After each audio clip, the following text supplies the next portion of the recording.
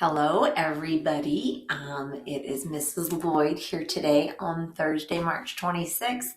I am in my office and I made all of the dogs come to today's lesson. And in celebration, I'm wearing my Tell Your Dog I Said Hi shirt. I've been doing these videos with each of the dogs, and I thought today we should do it with everybody. And I'm on the floor so you can get a nice little view of the snuggle fest that's happening in the office right now. Of all the things that stink about this quarantine and school being canceled business, I think the dogs love it. All right. So this is just a list of all the objectives we've had so far with this unit. Your test is tomorrow. You need to make sure and get it submitted before 5 p.m. You have to click submit before 5 p.m. or else it's not going to save any of your answers. So make sure you get started, like around 4:30 or something like that. Also be sure that you get all of your homework assignments done and turned in before you hit submit, because many of those questions may show back up on the test. So you want to be able to have the grades in and get full credit for them, and two, be able to know all those answers to those things. So anyways, a little bit of review for you guys today, not much, but a little bit of new material too. So most of this are just slides that we've looked at before, and labeling of our different structures. This picture won't be on the test, although when we went through a lot of these, we talked about their different functions. The functions of many of these structures will be on the test. Make sure to know what the sinuses are. Remember, they're like hollow spaces inside your skull. They allow for resonance and your voice to echo inside of your mouth, and it creates noise. It makes your skull lighter. It actually ends up producing some of the mucus that traps bacteria in your respiratory tracts. Let's see, you've got the conducting zones that we wrote in blue. Those are all of those upper respiratory passageways that air flows through. Not to be confused with the respiratory zone or passageways. Those are lower in the lungs where gas exchange actually happens. Let's see, the one thing I'm not sure that we have labeled on here, but I did want to point out, is what your uvula is, which, if you open your mouth and say, it's the little dangling thing that hangs down in the back of your throat. Really what uvula is your soft palate dangling down. So this structure here that with all the lines is your tongue. We've got different tonsils back here. But your uvula is basically the soft palate where it dangles down. I'm going to mention that later when we talk about sneezing. This picture, the one that's in black and white, I think it was on your first homework assignment. You can be prepared and expect to see that. Very similar picture is on page 808 of your textbook. You can go back through the slideshow or hit pause and see if you can identify each of these structures, or just redo that first assignment and review those structures. Okay, just kind of jumping through a lot of the slides that we have already covered. Make sure that you do know the different structures we just went down and through and their alternative names. We've got, the other word for the voice box is your larynx, your windpipe is the trachea. Your throat is really the pharynx, and there's that nasopharynx, oropharynx, and laryngeal pharynx, the three parts of it. This one's always snoring.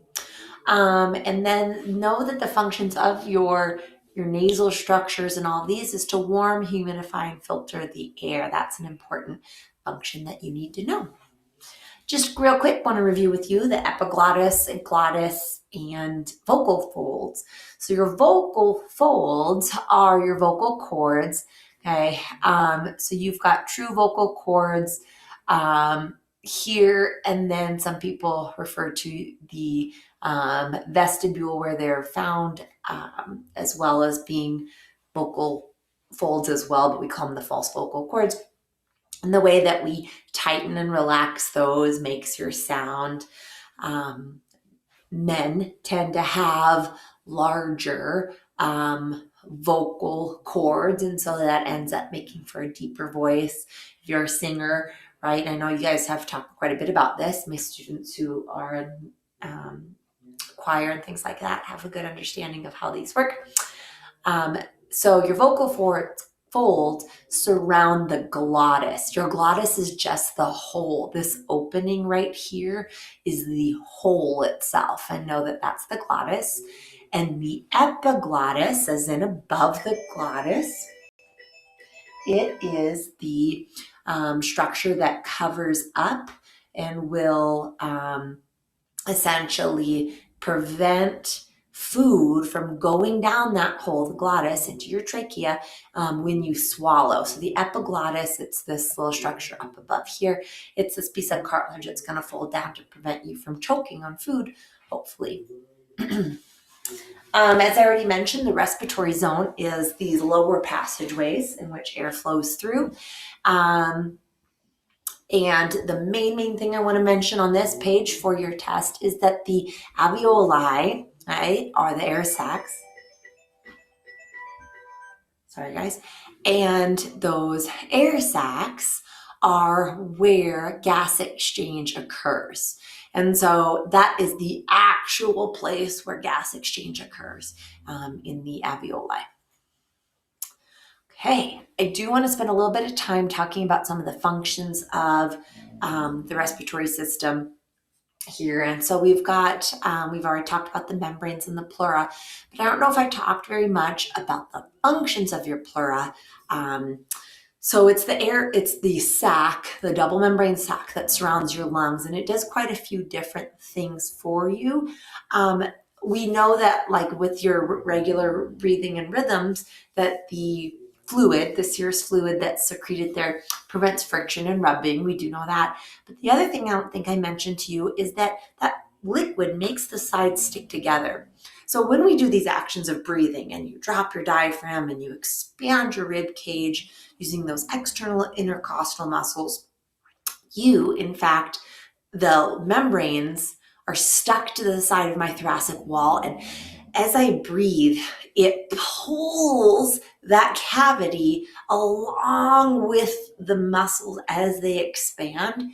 And so these pleura are super duper important for when I'm changing the volume, the space in my thoracic cavity is because of this membrane. It allows it to expand and contract as I breathe.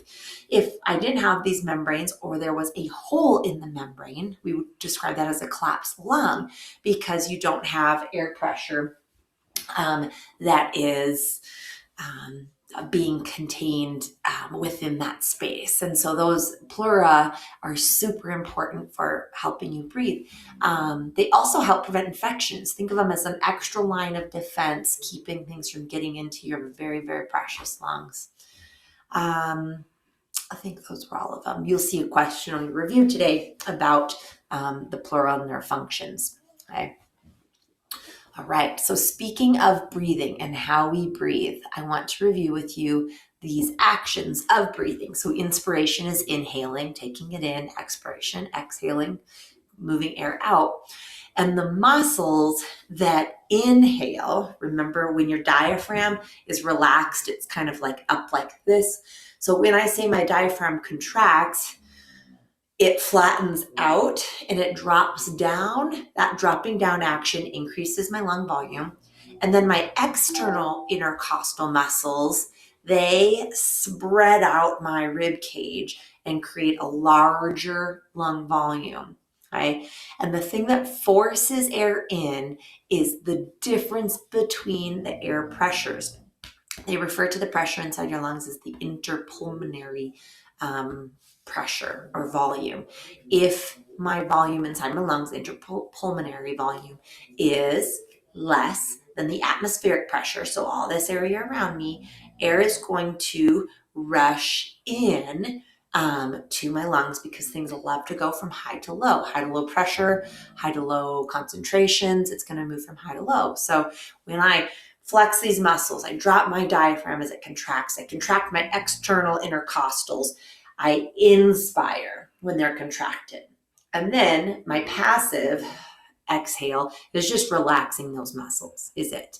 And that decreases my lung volume. But if I asked you to blow up a balloon, blow as hard as you can to blow up a balloon, what you would be flexing is your internal intercostals. So your internal intercostals are really important for helping with exhaling. So I wish the E's matched up here for an easy trick, but it doesn't. So internal intercostals help you exhale, expire forcefully, as well as your abdominal muscles too. Try to breathe out as much air as possible. You're flexing your ab muscles too to try to contract and force your diaphragm up a little bit more to force air out.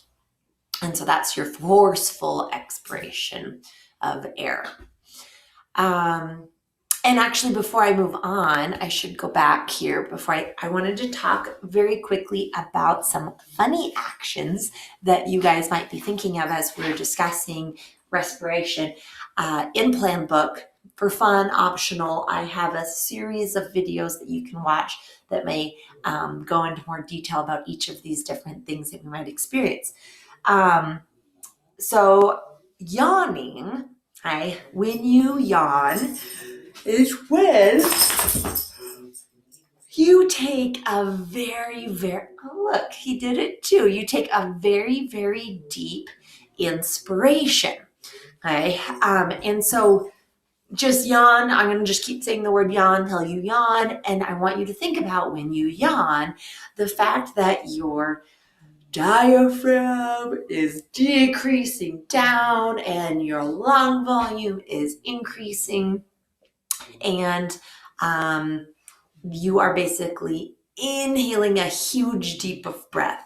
But the thing with yawning is it's considered to be involuntary. So if you're yawning right now and you wish you weren't or whatever, or you're trying to keep it in, that yawning action, they say, is involuntary as far as a very big, deep set of breath. Now, they used to say it was because you needed more oxygen is when you yawn. But if you go and watch the video about yawning, you'll find that, not the video, excuse me, I posted an article about yawning and why we actually do yawn. The main reason is it's like stretching for your lungs. So more importantly than getting oxygen in, it's this action of spreading out by alveoli sacs to spread the surfactant and smear it all along those air sacs so that they stay more productive. And so it's like almost stretching, just like Norm. I don't know if you got to see when he yawned. There he goes again. He did a nice big stretch too. Basically, that yawn was that action of that stretch that he was doing there. All right. The other things I want to talk about, coughing and sneezing. Both of those are ways of getting things out of your respiratory passageways forcefully. A cough is trying to get things out of your lungs, the deep parts of your respiratory tract, when there's mucus and other debris and stuff that are in your lungs. You might cough, you get stimulated to cough that up. There's a video on coughing you can watch. A sneeze is not something in your lungs, but in your nose and your nasal cavity. So when you sneeze, what you are doing is forcefully pushing out air through your respiratory passageways. So there's also a really good video, like that one, super short and sweet, about sneezing. And when you do sneeze, you are forcing air out your nose. But if you notice and you think about what happens when you sneeze, your tongue pushes to the roof of your mouth and your uvula, the structure I mentioned earlier, pushes back. Come here, John. It pushes back and closes off your oral cavity. so that it forces air out your nose, because there was a tickle and you are forcing air, but forcing it out your nose because your nerve impulse is signaling that there needs to be something forcefully removed, basically. And then a hiccup. There's a great video on hiccuping. It's a little bit longer, but it's linked in Plan Book too. A hiccup is when your diaphragm spasms and you have a spasm, and that spasm of your diaphragm is going to make you inspire, just like our diaphragm on this page here is showing us that it's when you inspire. When you inspire air, the other thing that happens with a hiccup that makes the noise is the glottis closes. So your vocal cords are going to basically shut. It's not the epiglottis, but the glottis, the hole closes, and the noise, right, is the sound of the air basically getting trapped right where that glottis is. That's the of the hiccup. So you force air in your mouth and it stops it at the glottis. That's what a hiccup is. So the air when you have a hiccup doesn't actually get into your lungs. And if you've had a bout of hiccups, you get sore. That diaphragm is a muscle and it gets sore and tired from hiccuping all day, or however long you work. Hopefully not all day. And then the last two, laughing and crying, both of those have incredibly similar actions, and they're both emotionally stimulated. And they both are forcing air out. Okay. The act of a laugh is air getting forced out, and crying, vocal crying, not necessarily just tears because you're cutting onions or something like that, but an emotional cry is actually the same kind of action as laughing, just one, they're both sort of in response to emotion. So maybe you might laugh till you cry, or you might be crying so hard that you start laughing. Those two emotional responses are actually incredibly close to each other as far as the action, but it's essentially forcing air out. And I don't have a video on crying, but I do have a video on laughing. And so they're kind of really associated with each other. Anyways, you'll see some of those on the review today. All right, continuing through our little review here. What I want to mention to you about the alveoli, we already know that that is where gas exchange occurs. But when you have oxygen coming into your bloodstream, your blood capillaries, and carbon dioxide leaving, that is simple diffusion. The main way that gases are moving into my tissues or into the alveoli is through simple diffusion, just diffusion. There's no other fancy mechanism that's forcing things in and out, just diffusion, going from high concentrations to low concentrations. Now, how that stuff is transferred throughout your body is a little bit different, which we'll get to in a second. And then again, when my doing internal respiration, so carbon dioxide and oxygen is getting dropped off in my cells and the interstitial fluid, again, simple diffusion, moving from high concentrations to low concentrations. Okay, this picture from your guys' notes, again, talking simple diffusion here. What I do want to mention from this picture is the type of cells that you find surrounding the alveoli. It is simple squamous epithelial tissue, one layer of very flat pancake-like cells. All right. Okay. The two things that are highlighted on here, we did not put down on your notes before, so please add them. So when we're talking about how your blood is carrying the oxygen and carbon dioxide throughout your body, we discussed the different percentages and how they move around. Now, oxygen we know is carried through your blood bound to hemoglobin, and we call that oxyhemoglobin.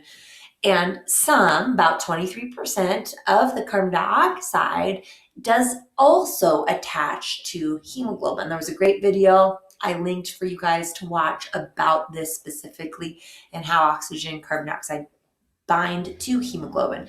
But what I did not tell you and what I want you to write down is that when carbon dioxide is bound to hemoglobin, it's called carboninohemoglobin. Carboninohemoglobin. Same thing as just carbon dioxide bound to hemoglobin, but that's the name we give it. But most of the carbon dioxide is dissolved as bicarbonate. And we talked about this formula that you hopefully have written down on this page here. What I want you to add is, and specifically right underneath carbon dioxide and water here, I want you to write this word, carbonic anhydrase. This is the enzyme I mentioned was important for this formula. What I think I failed to tell you guys was it's important for this step right here. It's the step where we bind carbon dioxide to water. If we have that enzyme in our body, it happens very, very quickly without any issues.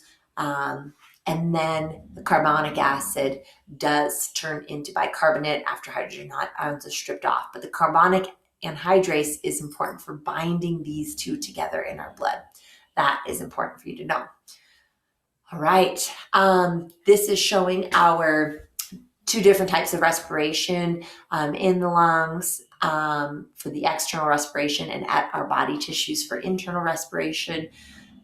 Again, here's that formula. You do not have to have that formula memorized for your test, okay? But I want you to know what direction carbon dioxide and oxygen are going, as they are, if it's in the lungs, oxygen is leaving the lungs, going into the bloodstream, carbon dioxide leaving the bloodstream, going into the lungs. But at the body tissues, at your cells, we unload oxygen to go to the cells, right? We're trying to drop off our cargo. Carbon dioxide's the bad stuff, so we want to get rid of it. And it's going to load up into your bloodstream. Some of it binds to the red blood cells as well. And we talked about the different percentages there. Okay.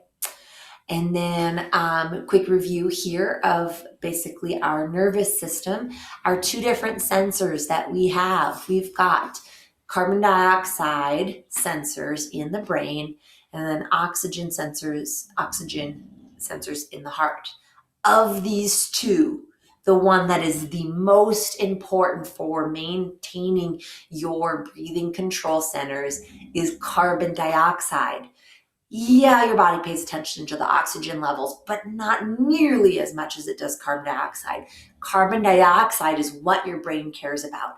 So when it senses an increase of carbon dioxide, that's when your breathing rate is going to increase. And so your diaphragm and those external intercostal muscles are going to be flexing more quickly to increase your respiration. Those control centers are in the pons and the medulla oblongata, or pons and medulla for short. You'll see that on the review. I really want you to know carbon dioxide, that's what your body cares about. So if you have high CO2 levels, that's when your breathing rate is going to increase. That's what your body cares about more than anything else, is the CO2 levels. Yeah, a little about oxygen, but not nearly as much as the CO2. And when we talk about hyperventilation, somebody who's hyperventilating is inhaling too much carbon dioxide. And so the thing that about you aren't exhaling, you're just inhaling. You're getting plenty of oxygen. You need to even out those carbon dioxide levels. And so when somebody's hyperventilating, that active breathing in a bag is meant to help you with that CO2 levels. It's super duper important that you get those all evened out, because it's CO2 that's the thing that's causing it to happen. So by breathing in a bag, it helps slow that process down, relaxing these muscles, cooling down those control centers in your brain to say, let's go back into a normal breathing rate. And that same video talks from Crash Course, talked about hyperventilating. It's important you watch that. Okay, the different reserve volumes, you're going to see this practice for your homework. On your test, expect to know kind of their definitions, which you'll see on the review today, as well as a picture, which was on your homework assignment, I think, from yesterday. Tidal volume is just regular breathing. That's the regular inhale, exhale you're normally doing. But if I say breathe in as deep as you can, or you yawn, you are taking up your inspiratory reserve volume, how much lung above and beyond your normal breathing rate you have. And then if I say exhale everything that you've got, okay, that's your expiratory reserve volume. Think expire, breathe out, inspire, breathe in. But you can't, and those three things together, okay, makes up your vital capacity. But you still have air that's not part of your regular breathing, but it's in your air passageways to make sure that everything stays nice and open. That's your residual volume, okay? We don't ever really inhale or exhale that. It just stays in your lungs. So all of that combined is your total lung capacity in your body. Not much, but a little bit on the different diseases and some of these terms that you need to know. Smoking leads to a lot of these, not everyone, but so many of the bad things. And it is the most deadly of the cancers, by the way. Lung cancer is, at least in the US, and the people who are being affected by COVID-19 are people who are smokers. I think one of the main causes of the people that died the most in China were men who were smokers. So don't do it. Don't smoke. So we went over these yesterday. I don't have anything extra to add, but make sure that you have done that homework assignment and can identify the differences between these. I think that's it for this page. And that's it. In case I missed anything or you have any questions, please send me a message on Remind. Your test is tomorrow. Make sure you have it done by 5 p.m. so you can have the day to review and study and rewatch videos, redo assignments, whatever you need to do to prep. And we're going to do it on Google Classroom again. Anyways, it's been nice having a little doggy review with you guys here today. We'll say goodbye to Norm and Jeffrey, and there's Rufus, and Penny is getting real smushed right there. All right, I hope you guys are doing well and having as best of a time as you can. We'll see you online soon.